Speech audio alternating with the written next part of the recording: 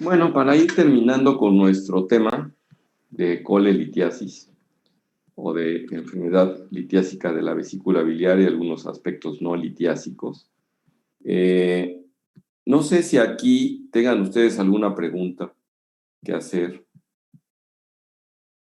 Buenos días, doctor. Hola.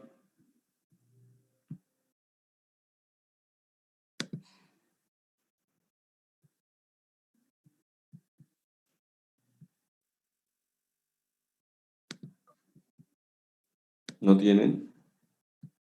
Bueno, en cuanto al tratamiento, dado que ya estábamos viendo las variedades que hay, aquí le estoy poniendo ahorita los aspectos que podemos tener. Cuando el paciente tiene, ya quedamos que cuando los pacientes tienen una colecistolitiasis o colelitiasis asintomática, las excepciones a donde hay que proponerles directamente cirugía, y en el otro de los casos es que al primer dolor se opere. Ese es el manejo. En los cólicos vesiculares, el estándar de oro en la actualidad, porque ya estaríamos hablando de colelitiasis sintomática, entonces es la colecistectomía laparoscópica. Y es que solamente es cólico vesicular, lo más seguro es que no tengamos muchas alteraciones en la anatomía perivesicular y del ilio que pongan en riesgo la disección en un momento dado y que podamos tener una disrupción de la vía biliar. Entonces se puede hacer así. Si no se cuenta con el método de la laparoscopía, pues se puede hacer en forma tradicional sin mayor problema. Aquí anoto dos aspectos que luego se consideran. Estos realmente son poco utilizados en la actualidad. ¿A quién le vamos a dar ácido urso desoxicólico? La verdad es que la única eficiencia que tiene el utilizar, hacer litotricia o dar ácido urso desoxicólico, las únicas indicaciones que tendrían, para empezar, el urso desoxicólico va a disolver sobre todo los cálculos que son de mayor cantidad de colesterol. Número uno. Y número dos, que la vesícula todavía sea funcional. Por eso es que dejé esta indicación solamente para lo de cólico vesicular, a donde se infiere que todavía es funcional la vesícula. Así las cosas, viene siendo eficiente el uso de desoxicólico, yo diría en un 30 a 40% de casos. O sea, su efectividad es muy baja, la verdad. Por cierto, existen aquí unas aguas de un laboratorio que se conocen como de Reibillo. El laboratorio está ahí en la 27, en la 23 Poniente, esquina con un poquito más hacia la 3, hacia la 2, vendría siendo 2 Sur. Se llama Reibillo, y entre Reforma y 2 Sur. Y Reforma. Entre 16 de septiembre y 2 Sur sobre la 23 Poniente, por ahí más para acá del Jardín del Carmen, hay un jardincito por ahí también justamente enfrente. Y esas aguas de Reibillo se dice que disuelven cálculos en los riñones y cálculos en la vesícula. Ciertamente la etiopatogenia de la formación de los cálculos es totalmente diferente, y nosotros sí podemos modificar el flujo de orina de acuerdo a la cantidad de líquidos que tome el paciente, más no así el flujo de bilis, porque tú lo hagas lo que se conocen como colagogos, ¿no? En realidad no hay sustancias que realmente hagan que aumente la cantidad de bilis en forma importante y que haga que salgan fácilmente los cálculos o que los aviente el flujo, como eventualmente podría hacer en las vías urinarias, a donde se disuelva un poquito más, se concentre un poco menos la orina y no hagan cálculos los pacientes, ¿no? Entonces, bueno, hablando de las vías biliares, no hemos podido demostrar que esas aguas sirvan para disolver cálculos. Entonces, esa es la conclusión a la que se ha llegado.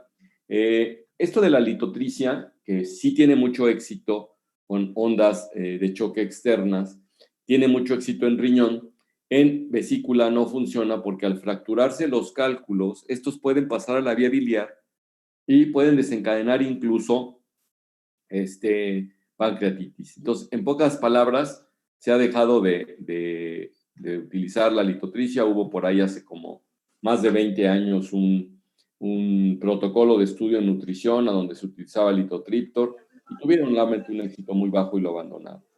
En el caso de la colestitis crónica litiásica, entonces, en pocas palabras, el uso de desoxicólico, ¿en quién lo he indicado yo? De plano, en los que no se quieren operar por ningún motivo, y bueno, pues, darles una forma de a ver si se les deshace. De preferencia, obviamente, lo indico en pacientes en donde no tienen sombra acústica posterior sus cálculos, ¿no?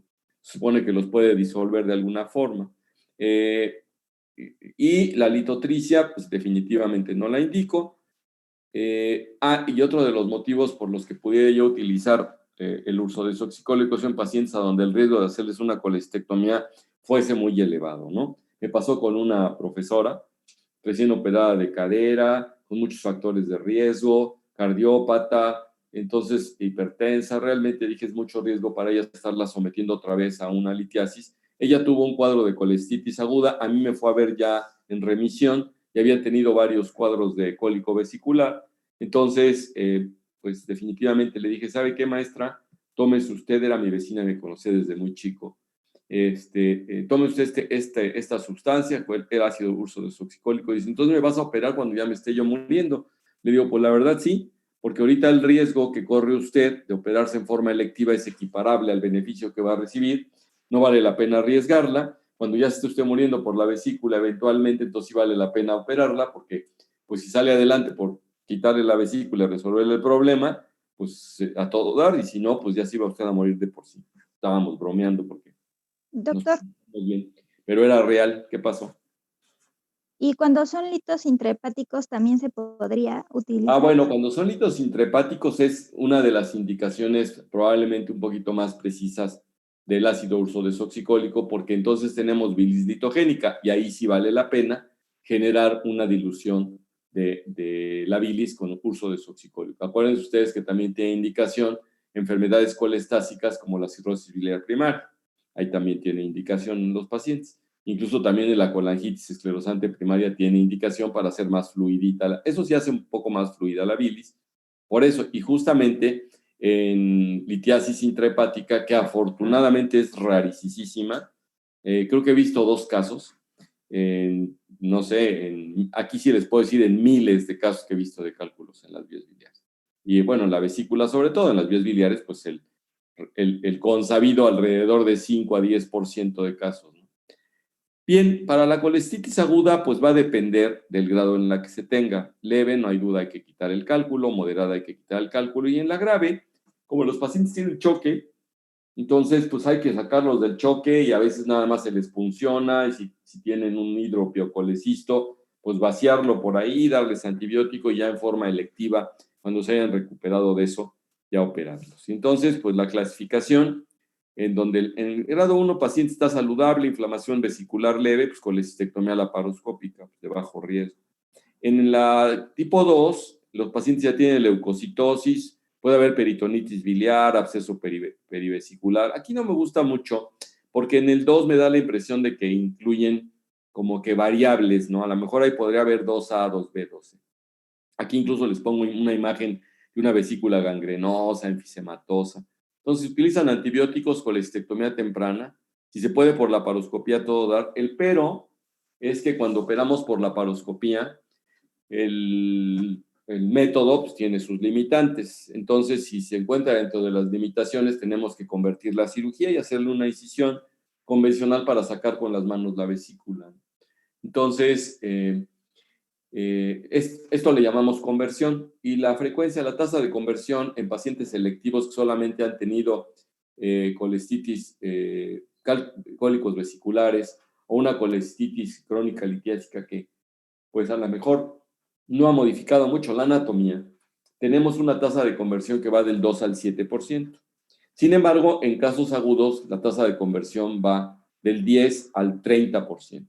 O sea, hasta 1 de cada 3 pacientes no se puede seguir operando por el método, no se hace seguro, hay que convertir y ya está. También hay, cuando se habla de cirugía difícil, vale que hagan colestectomías parciales nada más y dejar ahí un trocito de vesícula un poco más abajo donde está muy feo, o de plano no se alcanza a ver la anatomía, está un proceso inflamatorio de matriz densa importante donde no nos permite bien separar los bordes del duodeno o del estómago, del epiplón con el de la vesícula, y no se hace un plano de disección. Pues entonces, una vez identificada la vesícula por punción, pues puncionarla y vaciarla. Esa es una manera de resolverlo parcialmente, cuando menos para salvarle la vida al paciente. Esto está tomado de la clasificación de Tokio que ya les había yo dicho, y lo mismo que les anoté en los cuadritos que les acabo de mencionar, nada más que ahí los resumí y aquí está como más detallado, ¿no? De algunos aspectos. Yéndonos a la cuestión de coledocolitiasis, que ahora sí ya es la presencia de los cálculos en la vía biliar, acuérdense ustedes que la mejor manera de diagnosticarlo es mediante colangioresonancia. Y la mejor manera de tratarlo es por colangiografía retrógrada endoscópica. Les decía yo que ya no le ponemos tanto CEPRE porque ya no se hace colangiopancreatografía, podríamos dejarla en CERE. Pero bueno, da lo mismo, y aquí tienen ustedes en una colangiografía retrógrada. Esta es la colangiografía en sí, se le pone material de contraste ahí en el catétercito que se metió. Incluso aquí ya se metió una cosa que se conoce como canastilla de Dormia, que ese es un alambrito que a la hora de activarlo se vuelve como una especie en forma como de balón de fútbol americano, pero nada más como si tuviera el esqueletito. Entonces, entre una franja y otra se podría meter el cálculo y después se aprieta eso y se tracciona y se jala el cálculo junto con adentro de la canastilla, que se conoce como de dormia, como de dormir. He visto que cuando menos el colangiólogo con el que yo trabajo no usa mucho esa canastilla, probablemente para determinadas dimensiones de cálculos lo haga, pero en este caso no. En este caso lo que suele hacer es que introduce un catéter con un globo, lo avanza más allá del cálculo, antes ya hizo una esfinterotomía en el ámpula de Vater y en el esfínter de Oddi, ya le hizo un aumento del diámetro, y infla el globo y lo tracciona. Entonces, al traccionarlo, arrastra el cálculo y los va sacando, sean múltiples o no. Si eso no se puede hacer, entonces se puede hacer una colestectomía abierta y una revisión de vías biliares abierta. Les decía yo que la única diferencia, aquí estamos haciendo una colangiografía transoperatoria a donde se puede observar que existe un defecto de llenado. Acuérdense que en fluoroscopía se ve al revés. Lo blanco se ve negro en la fluoroscopía, lo que se ve blanco en una radiografía ya revelada como esta, el material de contraste, pero el que estaba haciendo la CEPRE en realidad veía la imagen de este tipo. Entonces aquí pues se ve el defecto de llenado en blanco, entonces es un cálculo, se abre la vía biliar y se revisa. Acá es una sonda que está metida en el cístico una vez quitada la vesícula. Acá es una sonda ya en T, es una sonda de plástico que tiene forma de T, y entonces se deja dentro de la vía biliar porque muchas veces no cicatriza bien acá. Claro, si estamos seguros de que se drenó bien y que no existe una disfunción del esfínter de Oddi que haga que aumente la presión acá, y yo al suturarle en forma primaria se reviente y se fugue la bilis, entonces de preferencia se deja esta sonda. Entonces, esta sonda en T, al dejarla acá y ser de caucho, lo que genera es una especie de túnel fibroso que cuando se retira, al principio quisiera salir un poco de bilis por el túnel fibroso, pero como hay mayor presión, entonces ya termina por la bilis toda irse para acá y cicatriza y sin ningún problema. Se los quitamos más o menos 15 días después. Acá tienen ustedes la forma de la sonda en T, para que la vean. Ahí tienen ustedes. Y aquí fue la incisión que se le hizo al paciente. Este es un paciente, un varón flaco. Se le deja un Penrose por si va a fugar y por acá vean ustedes que está saliendo la bilis. Entonces es la sonda en T. Acá tienen ustedes, yo no suelo dejar las ramas tan grandes, pero que lleguen hasta el hepático, pero es una imagen, no es una. Y por ejemplo aquí el autor, normalmente yo hago la incisión más bien en este sitio, en el colédoco propiamente dicho, y no en el hepático como nos muestra el autor, pero bueno, se los quise mostrar para ilustrar. Cuando se jala la sonda, pues nada más se quita así en el consultorio, les duele un poco a los pacientes, los hacemos toser para que se distraigan y jálale. Le jalamos y pues ya sale la sonda. Entonces, eso es lo que tenemos. Acuérdense ustedes que la colangitis, que es la infección de la vía biliar, muchas veces se refiere a la presencia de cálculos, a veces nada más estenosis del esfínter de Oddi. Entonces, ahí sí ayuda mucho la participación del colega que hace la CEPRE y pues es similar el manejo. Aquí, si tiene cálculos, pues exteriorizan los cálculos. Miren ustedes aquí este paciente, a la hora de introducir la sondita por la papila, pues está saliendo material purulento. En lugar de estar saliendo bilis, está saliendo material purulento, ¿no? Entonces, ¿qué es lo más importante aquí? Pues drenar la vía biliar. Eso se logra mediante la esfinterotomía y se puede hacer pues, un poquito de lavado ahí, pero principalmente, miren, lo más importante más que hacer lavado es que drene. Una vez drenado, pues se va a salir porque pues en realidad lo que lo va a lavar es la bilis que viene del hígado. Entonces es una manera de tratar. Obviamente requieren de antibiótico y demás. Las ictericias no tumorales, como el síndrome de Medici que ya platicamos, y la ictericia tumoral, que sería la otra, también hay algunas ictericias no tumorales por otro tipo de compresión que es muy raro. Lo más frecuente son cálculos. Estarían los parásitos, la fasciola, estaría los ascaris que se pueden meter por ahí, ¿no?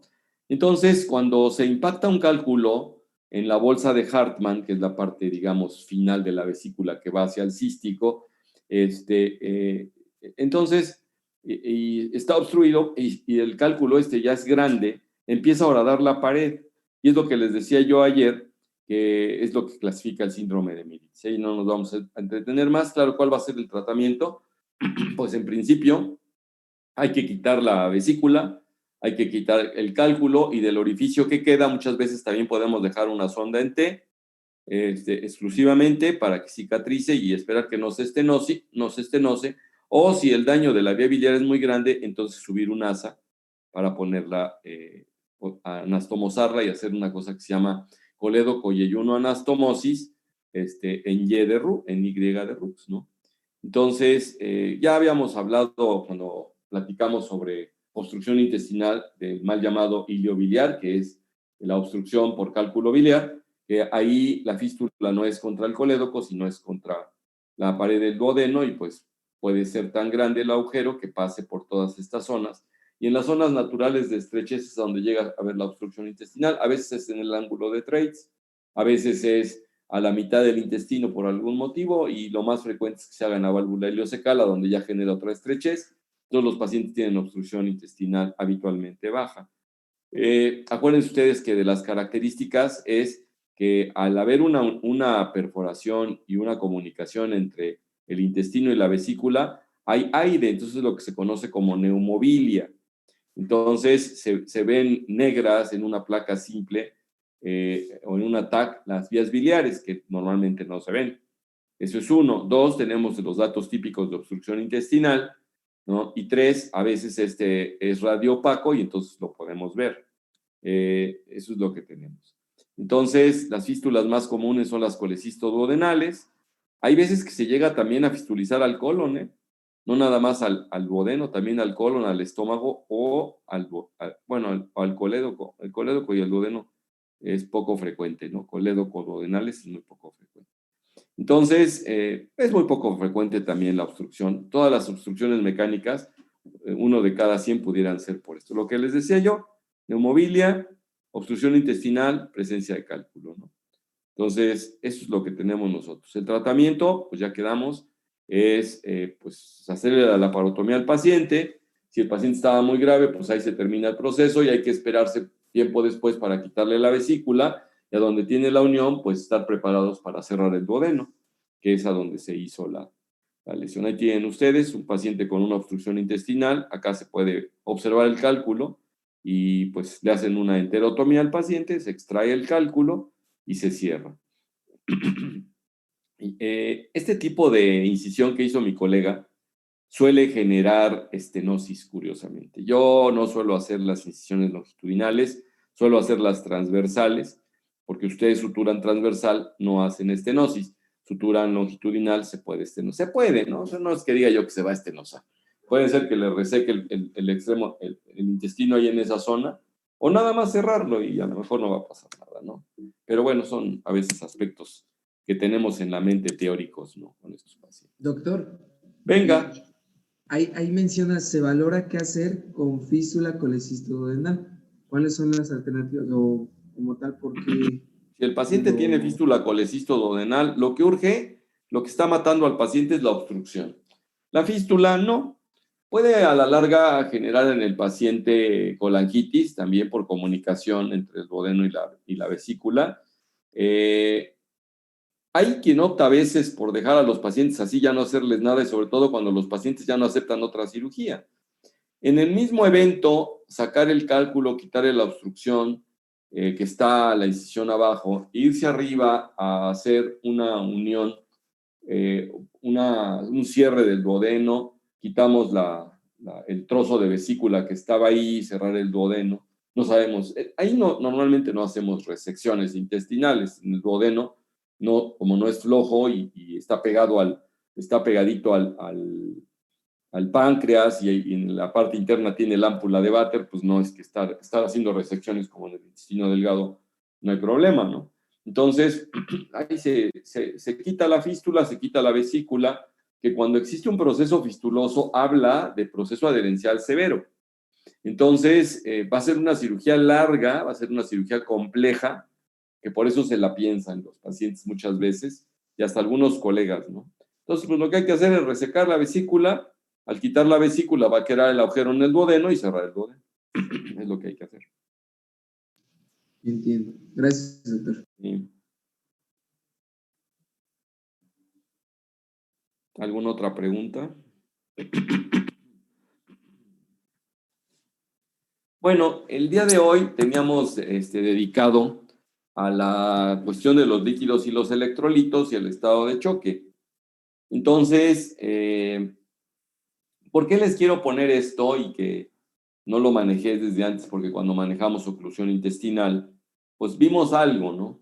Porque uno de los problemas de los ocluidos del intestino es la deshidratación y a veces una de las causas de ileo es estar deshidratado y tener hipocalemia. Entonces, el objetivo de esto es que se fueran ustedes a checar ciertamente qué tipos de deshidratación vamos a ver nosotros en pancreatitis aguda.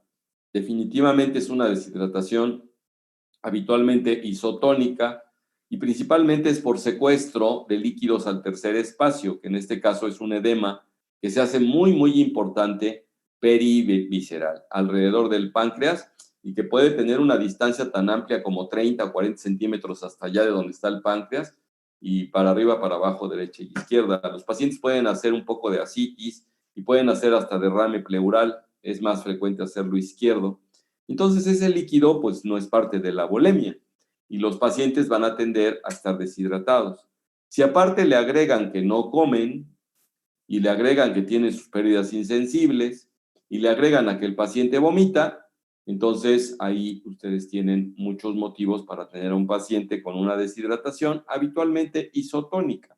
O sea, normalmente no tenemos deshidrataciones a donde casi no se pierda demasiado algún electrolito en especial.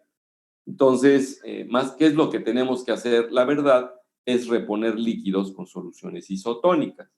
Estoy refiriendo a pancreatitis. Me estoy adelantando un poco a la jugada porque en la actualidad el tratamiento inicial para las pancreatitis agudas es una hidratación eficiente.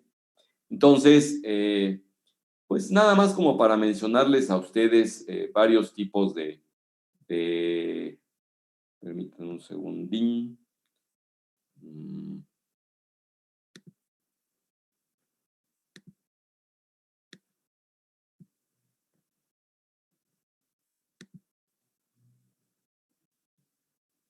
Ok, sí me siguen viendo, ¿verdad?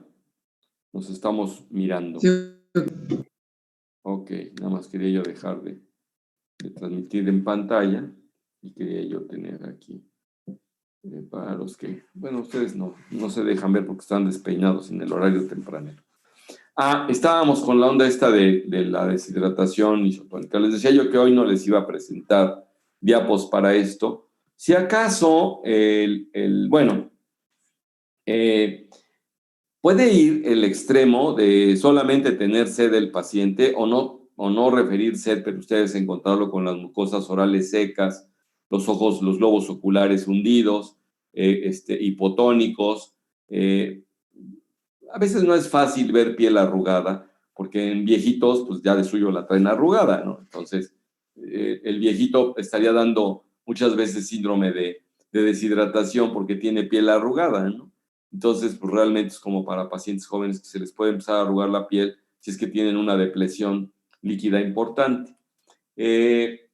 Así las cosas también, cuando yo les decía del choque, recuérdenme ustedes de lo que saben de choque, qué tipos de choque hay.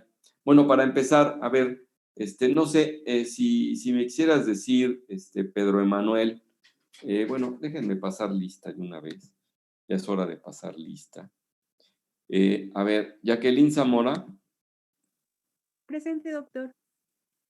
Araceli Soriano. Presente, doctor. Alexis Sánchez. Presente, doctor. Berta Sánchez. Presente, doctor. José Luis Romero. Presente. Michel Rodríguez. Presente. María Ramírez. Presente. Marifer. Yesenia Parcero. Presente. Itzel Pani. Presente, doctor. Alma Navarrete. Presente, doctor. Montserrat Mauricio. Presente, doctor. Edgar Martínez. Presente, doctor. Arumi. Presente, doctor. Araceli López. Presente. Santiago Herrera. Presente, doc. Lilia Hernández. Lilia. Jorge Guzmán. Presente, doctor. Ed Guevara. Presente, doctor. Erasmo Guerrero. Presente, doctor. Mariana González. Presente. Sandra Becerra. Presente, doctor. Juan Camaño. Presente, doctor. Vito Lula. Presente, doctor. Aidet Cruz. Presente, doctor. Merced Cuapanteca. Presente, doctor. Michel Cuautle. Fer Cuevas. Presente, doctor. Anaí de Marcos. Anaí. Alfredo Díaz. Presente, doctor. Marifer Díaz. Presente. Pedro Domínguez. Presente. Araceli Escobar. Presente. Marifer Galicia. Presente. Adrián, ya por ahí preguntaste. Adam Gómez. Presente. Bueno, ¿qué opinas, Araceli Soriano, de lo que preguntaba yo? ¿Para ti qué es choque? Pues sería el estado de la persona en donde hay una alteración de electrolitos, perdón. Por ejemplo, cuando a ti te ponen una ampolleta, bueno, no a ti, a cualquier persona, o a una persona es picada por múltiples abejas y tiene choque, se le alteran los electrolitos porque lo picaron las abejas, No, va más allá la alteración. pues ahí está, eso es lo que quiero que me digas, Araceli. Doc, ¿quería responder? ¿No? A ver, como que ya dándote este norte, ¿no? El más allá, que es lo de más allá. O sea, al final del camino, ¿qué es el choque? ¿No? Para ti.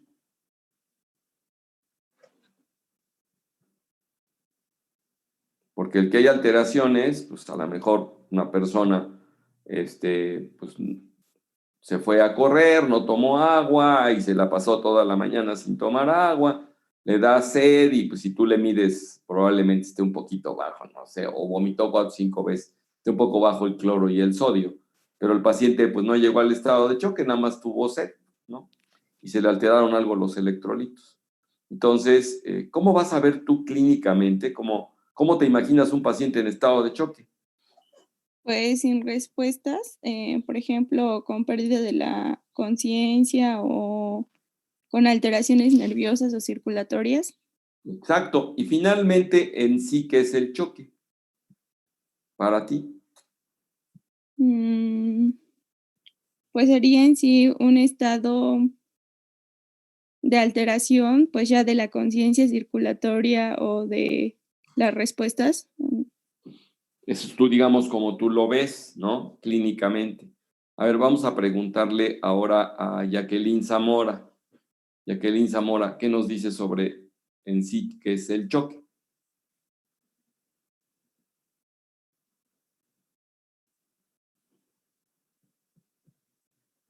¿No, Jacqueline? ¿No se te ocurre nada? ¿Ya te fuiste, Jacqueline? ¿Ya te pongo falta?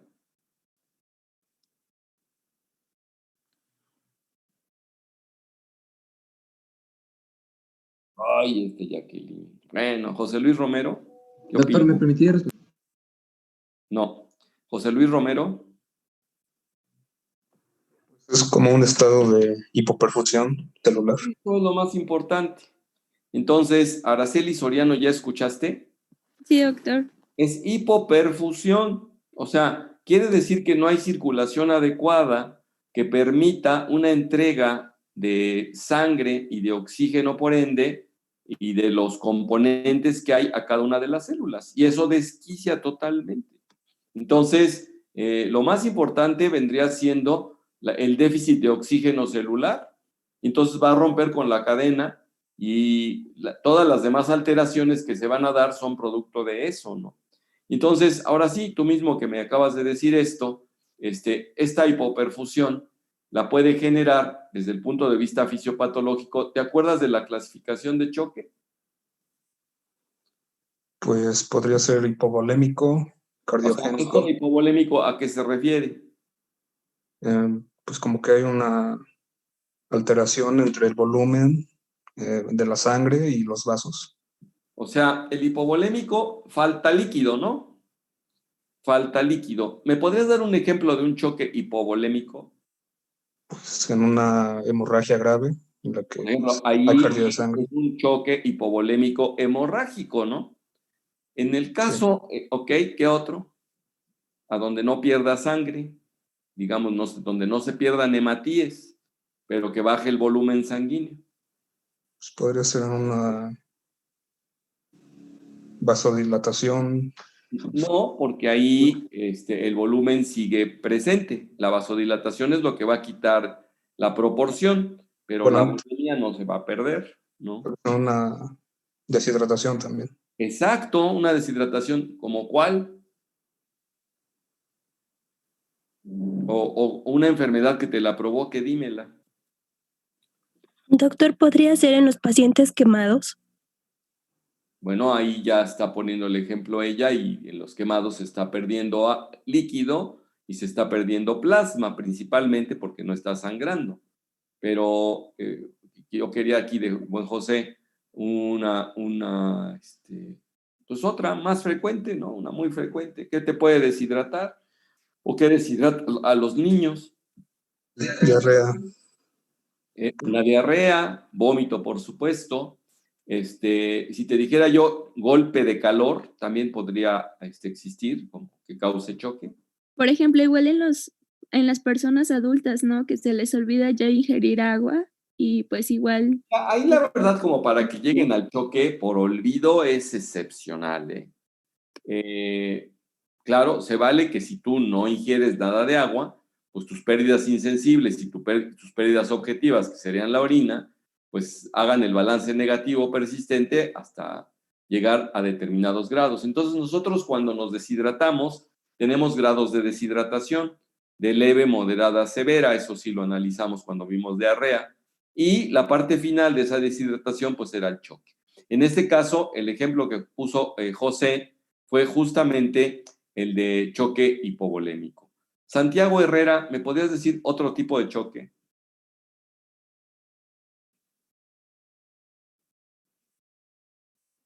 ¿No, Santiago? Sí, Doc. No sé, tal vez en una paciente embarazada que tenga un aborto. Bueno, ahí serían hipovolémicos, ¿no? Entonces, el choque hipovolémico ya quedó cubierto. Otro tipo Perdón. de choque, yo había puesto el ejemplo de los pacientes picados por abeja, que caen en estado de choque, o al que le ponen una inyección y tiene una reacción alérgica severa y puede caer en estado de choque. ¿Ese cómo lo conoces? Como un shock Anafiláctico ¿Cómo, es Santiago? distributivo, ¿no? choque anafiláctico. Bueno, sí, sería por anafilaxia. O sea, desde el punto de vista fisiopatológico, Mariana Terrón, ahorita que hablabas tú, que decías distributivo, entonces ya reconocimos ahorita el hipovolémico. Ajá. Acabas de mencionar distributivo, ¿y distributivo en qué consistiría? Pues ahí entra, por ejemplo, el anafiláctico y es por aumento de la resistencia periférica. No, no es aumento de la resistencia periférica, es todo lo contrario.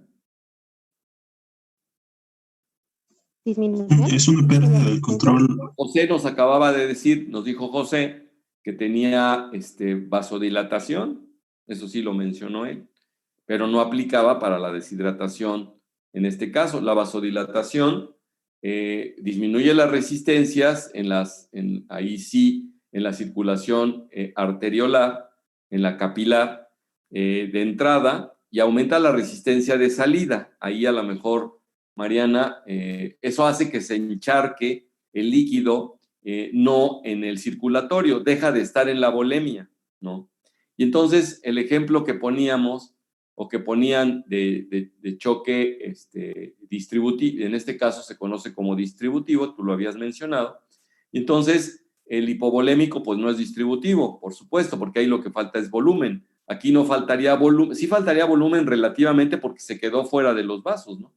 Se quedó ahí haciendo como una especie de edema, por decir así. Entonces, estaría el anafiláctico por piquete de ovejas, el anafiláctico por inyección siendo alérgico al medicamento. ¿Qué otro choque distributivo conoces, Mariana? De otra etiología diferente. No sé si ahí entra el choque medular. Choque medular, ¿eso en qué consiste? Sí, sí, Mariana. ¿Y qué pasa con la médula? Cuando una persona se le pone anestesia peridural o subaracnoidea, ¿qué pasa con la circulación de los niveles que anestesia? ¿Existe vasoconstricción o vasodilatación? Sí, bueno, yo tenía entendido que en el choque había como parálisis. Hay parálisis porque hay falta de conducción, pero eso no produce el choque. La parálisis en sí no, sino que lo que sucede es que existe acuérdate que la columna, quiero decir la médula y la inervación hace que los vasos tengan tono. Entonces, cuando se secciona bruscamente del segmento donde se seccionó para abajo, el tono lo pierden los vasos. Entonces, esa pérdida de tono hace que el paciente tenga hipotensión. Entonces, ahí está otro tipo de choque distributivo. Bueno, ya vimos 3 tipos de choques distributivos. Entonces, dentro de la fisiopatología, tenemos el hipovolémico, falta volumen.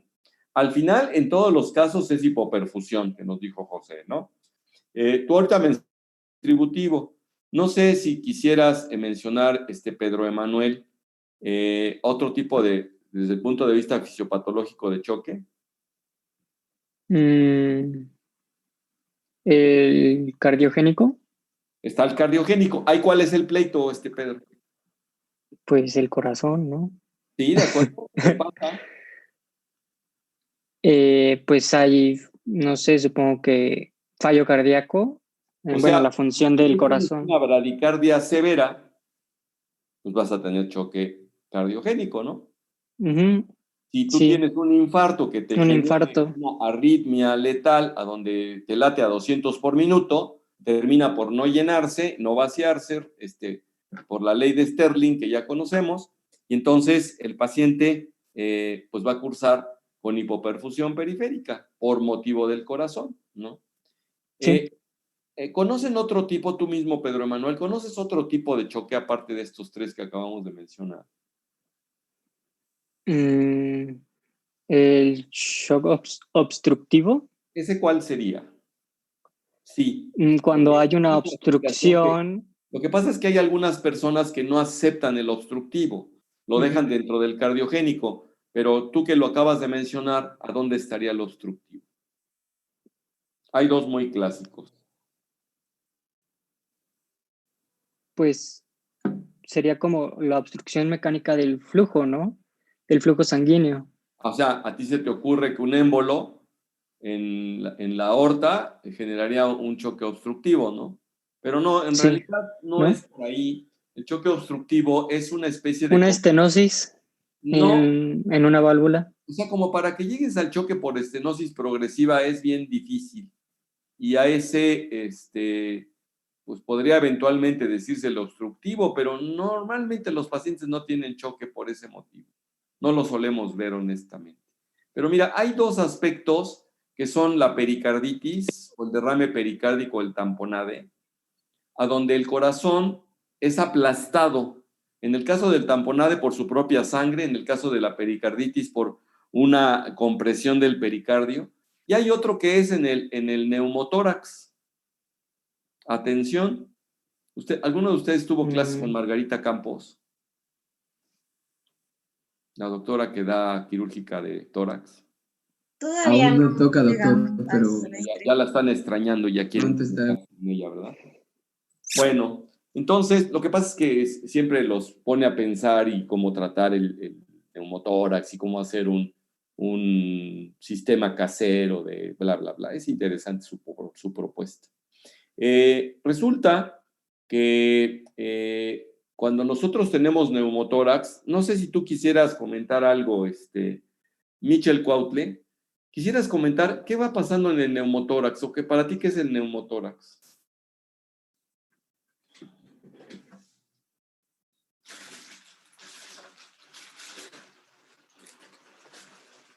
¿No?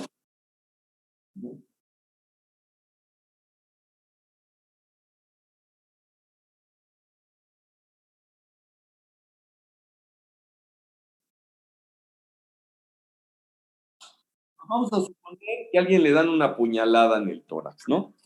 Le perforan la pleura parietal, le perforan el pulmón y el pulmón va a empezar a tener fuga, ¿no? Y esa fuga pues se va a quedar justamente entre el espacio de la pleura visceral y la pleura parietal. ¿Estarías de acuerdo? Entonces, cada vez que inspire un paciente va a empezarse a llenar esa cavidad que normalmente no se llena y va a empezar a aplastar el pulmón, ¿no? El pulmón izquierdo pues no se da ni por enterado, suponiendo que se lo dieron del lado derecho. Entonces, va a llegar un momento donde va a aumentar la tensión. ¿Estarías de acuerdo? ¿Y qué pasa cuando aumenta demasiado la tensión del neumotórax en ese hemitórax derecho? ¿Qué va a hacer contra el mediastino? Lo comprime. Lo desplaza. Exacto. Entonces, al comprimirlo, va a impedir el retorno venoso y va a aplastar en parte también las cavidades derechas del corazón, eventualmente, o no, o la aurícula nada más, y resulta que eso también es conocido como choque obstructivo, Pedro Emanuel. Entonces, son los dos ejemplos más claros que generan choque obstructivo y por eso, en el lugar de los hechos en trauma, el poner una sonda pleural, o a veces nada más, ha habido personas a las que le salvan la vida con una navaja de esas que trae uno en la bolsa de las Victorinox y una pluma, a donde le hacen el agujero con la navaja y después meten la punta de la pluma y el paciente, claro, cuando tienen eso es porque el paciente está prácticamente comatoso, no se lo están haciendo en vivo y en directo cuando apenas va empezando a tener el neumotórax, ¿no? Y eso es de diagnóstico clínico, ¿no? Entonces, si ustedes ven que le dan la puñalada al paciente, claro, si donde le dieron la puñalada está el agujero, pues ahí pueden meter la pluma, ¿no? En un momento dado. Claro, pues se va a contaminar y todo. Si tienen alcohol y tienen guantes, si tienen cubrebocas, si tienen gilocaína a la mano y tienen su jeringa, pues hágasele, ¿no? Pero pues está difícil que en un sitio así pueda suceder, ¿no? Entonces, una de las causas de muerte en el lugar de los hechos de los pacientes traumatizados es el neumotórax y se mueren por choque obstructivo en este caso. Entonces, bueno, ahí tienen ustedes los 4 tipos de choques más frecuentemente conocidos desde el punto de vista fisiopatológico. Cuando yo estudié, salió una propuesta que hablaban sobre microgénico y microvasogénico y macrovasogénico, ¿no? Entonces, al distributivo era el clásico, ¿no? Bueno, dentro de los choques distributivos clásicos,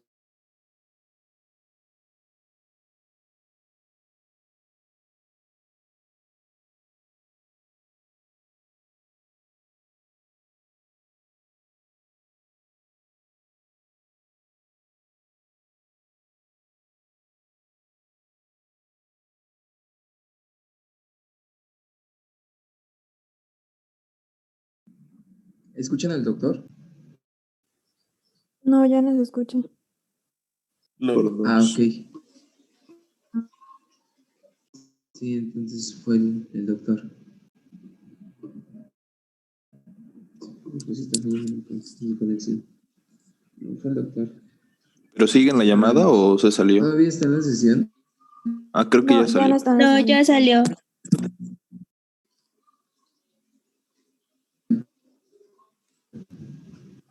No, ya se salió. Sí, Ahora está como... Así es, joven.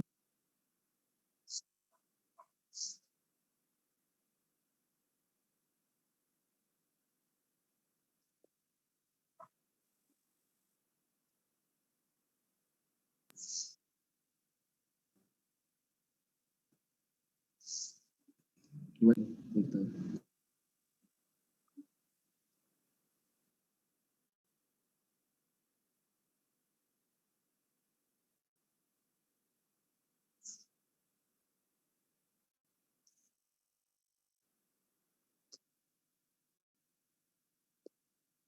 David, estate en espera. ¿Dónde?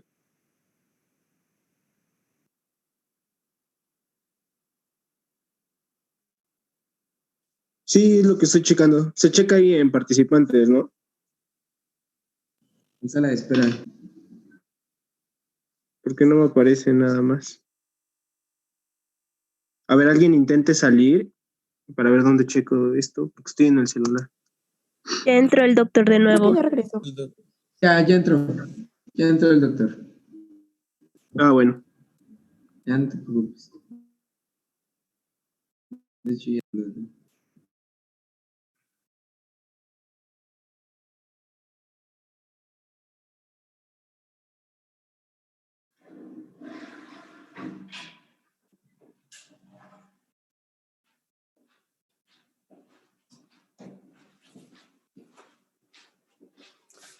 ya estamos de regreso, muchachos.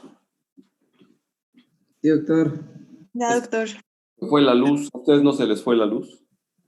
No, doctor. No. Creo que se En fue. mi colonia se fue la luz y pues se me fue el wifi y entonces pues valimos. Bueno, entonces estábamos con la cuestión esta de los 4 tipos de choque y estábamos con la situación de analizarlos, de llevarlos al aspecto del manejo para la pancreatitis aguda, donde se presentan 2 tipos de choque. En forma inicial al ingreso el paciente normalmente es por deshidratación, normalmente es una deshidratación isotónica. Entonces, lo único que tenemos que hacer es reponer con líquidos isotónicos, no necesitamos más. Por acá algunos salieron y no pudieron entrar, ya los estamos admitiendo. Entonces, también los pacientes con pancreatitis en forma ya un poquito más tardía pueden cursar con sepsis Y la sepsis es uno de los choques distributivos clásicos. O sea, en la práctica nosotros vemos mucho más choque séptico que estar viendo choques anafilácticos por inyección o por piquete de abeja. Acuérdense ustedes que las abejas asesinas, cuando pican, hay pacientes que son alérgicos a ellas, pero cuando pican en gran cantidad, terminan por envenenar al paciente, ya no se muere de choque séptico, de choque distributivo por anafilaxia. Hay pacientes que son alérgicos de suyo al piquete de abeja y basta con una sola abeja y les provoca el choque distributivo. En el caso de cuando son las abejas asesinas y pican por cientos o por miles, bueno, por cientos habitualmente, entonces de piquetes el paciente fallece por intoxicación en sí de la sustancia y principalmente, si mal no recuerdo, es formaldehído, una cosa así. Entonces, el punto está en que quería yo manejar con ustedes este aspecto y ahora yo iría, por ejemplo, a IDED. ¿Cuál sería el tratamiento que darías para choque?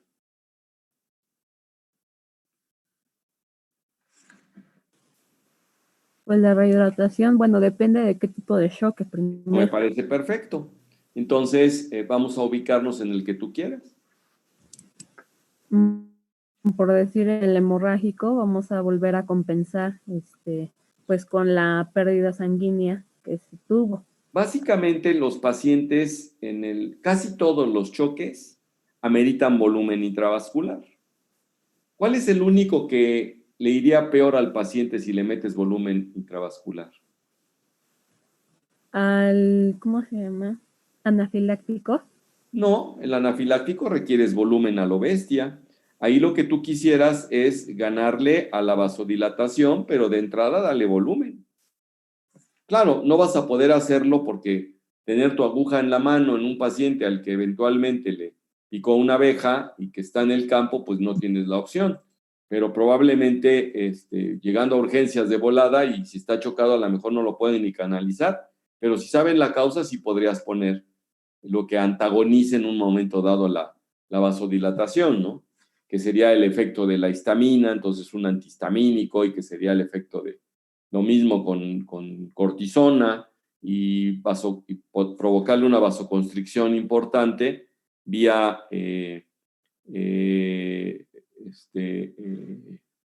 inyección de noradrenalina o de adrenalina, ¿no? Aunque sea subcutánea, ¿no? En un momento dado.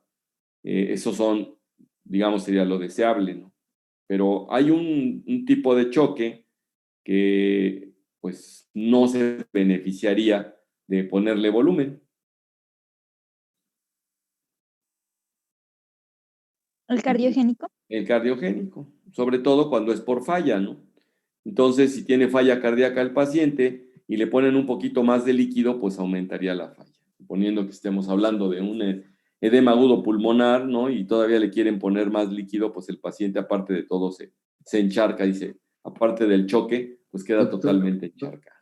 Entonces, sería lo único que no se favorecería. ¿Y ahora, en el obstructivo? ¿No también? Perdóname. ¿Perdón?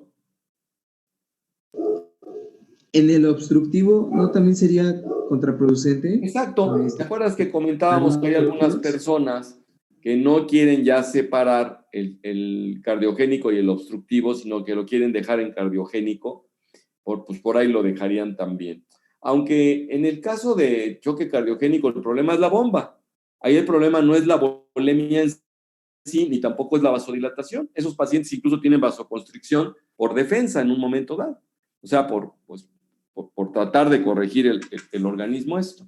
Entonces, a lo que iba yo, y no sé si me quieras, ¿qué comentario tendrías tú, Itzel, pensando que tienes un paciente con pancreatitis que ya ahora tiene una semana, ya le dieron tratamiento de hidratación, que llegó deshidratadísimo y con choque hipovolémico, y ya ahora pasó a la terapia y el paciente empezó a hacer fallas, y dentro de las fallas que trae está la circulatoria. Y entonces se corrigió con volumen al principio, pasa una semana y el paciente vuelve a atender a la hipotensión, ahora en la terapia intensiva, y ahora en el día más o menos 12 de hospitalización, 14. ¿Por qué estará teniendo hipotensión un paciente que ya tiene 14 días de hospitalización con todos los cuidados en terapia. Pues bueno, se le va a atribuir a que se infectó la cuestión de la pancreatitis. Y lo que tiene el paciente es una septicemia. ¿Qué manejo le darías a él?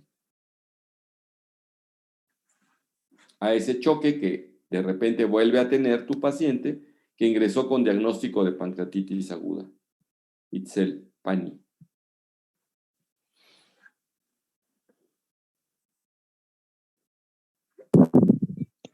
Pues primero repondría líquidos y iniciaría tratamiento con antibiótico. Bueno, ya tienes tu antibiótico. Probablemente hasta ya tengas un cultivo y le vas a dar el antibiótico específico y le vas a dar volumen. Y tu paciente sigue hipotenso.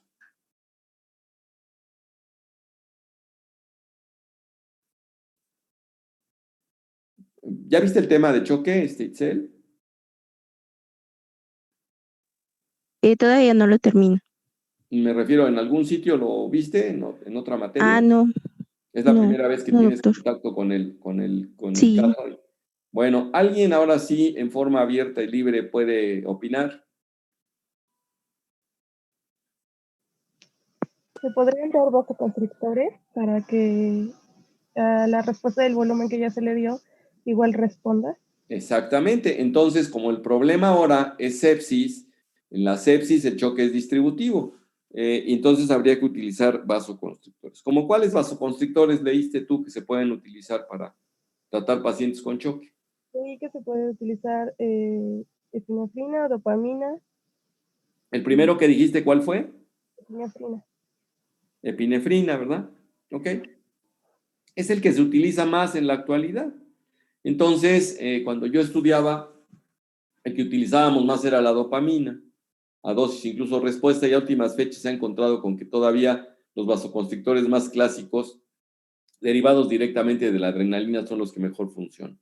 Entonces, hay que provocar vasoconstricción en los pacientes y luego valorar. Claro, si los pacientes tienen comorbilidades, ya están viejitos, son hipertensos, tienen cierto grado de falla cardíaca, pues es un verdadero problema. Incluso la sepsis de suyo produce falla cardíaca y aunque el choque no es cardiogénico, eventualmente puede estar participando la rama cardiogénica en el choque distributivo. Entonces, bueno, lo que quería yo más que nada era que tuvieran ustedes el concepto, porque si no han tenido nunca contacto con esto, no es que no vayan a entender el tema, sino que comprenderán mejor del por qué se dan las cosas y por qué están ustedes actuando. ¿Alguna pregunta hasta ahorita? Ya dejamos el tema por ahí de líquidos y electrolitos ahorita, nada más en forma gruesa. No era mi intención hacer un repaso de esto que normalmente se ve en pediatría, se ve en diarreas, no sé qué tanto en fisiología, no sé qué otra materia, en nefrología, es mucho de estar viendo líquidos y electrolitos, pues básicamente, ¿no? En cardiología, cuando se maneja también choque cardiogénico, pues eso es lo que tenemos. ¿Alguna pregunta, muchachos?